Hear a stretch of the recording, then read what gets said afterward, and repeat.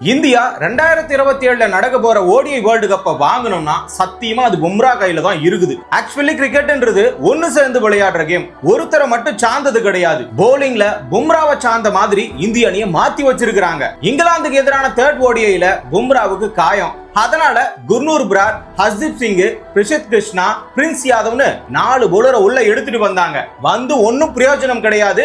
மூச்சு முட்ட 387 அடிச்சிருக்காங்க. 3 விக்கெட்டை மட்டும் இழந்து இங்கிலாந்து டீம் லார்ட்ஸ்ல வச்சு இந்திய பவுலர்கள் லாடம் கட்டுவாங்கன்னு பார்த்தா டக்கெட், பெத்தல் 2 பேரும் இந்திய பிளேயர்களை கிரவுண்ட சுத்தி ஓட விட்டாங்க. வேர்ல்டுல இருக்கிற எந்த டீமா இருந்தாலும் ஒரு மெயின் பவுலர் காயமாகிறாருன்னா அடுத்த பிளேயர் அங்க மெயின் பவுலரா மாறுவாரு. பிரஷர் அவர் எடுத்துப்பாரு. ஃபார் எக்ஸாம்பிளுக்கு ஆஸ்திரேலியாவுல ஸ்டார்க்கு காயமாகுதுன்னா ஹேசல்வுட் அந்த பிரஷரை எடுத்துப்பாரு. 2 பேருக்குமே காயமாச்சுன்னா அந்த பொறுப்பை கமின்ஸ் எடுத்துப்பாரு. இங்க பும்ரா உட்கார்ந்தா இந்திய டீம் வேற மாதிரி போகுது. பும்ரா உள்ள இருந்தா ஆப்போசிட் டீம் வேற மாதிரி ஆகுது. ஒருவேளை வேர்ல்டு கப்ல பும்ராவுக்கு ஆரம்பத்திலேயே காயமாச்சுன்னா வேர்ல்டு கப்ன்ற கனவை இந்தியா குழி தோண்டி புதைச்சிட வேண்டியதுதான். பும்ரா மாதிரி எக்ஸ்பீரியன்ஸ் ஆன திறமையான பவுலர் இன்னொருத்த டீமுக்குள்ளார இருந்தே ஆகணும். அப்படி இருந்தாதான் பும்ரா இல்லனாலும் எதிரணியை பயமுறுத்த முடியும். இப்பவே பாருங்க, பும்ராவை மட்டும் யாருமே ஆட மாட்டானுங்க. அவர் ஓவரை டிஃபெண்ட் பண்ணி விக்கெட் கொடுக்க கூடாதுன்றதுக்காக 0 ரன்னாவே இருந்தாலும் பரவாயில்லைன்னு சொல்லிட்டு அடுத்த பரவ ஓவர்ல பொளந்து கட்டுறாங்க.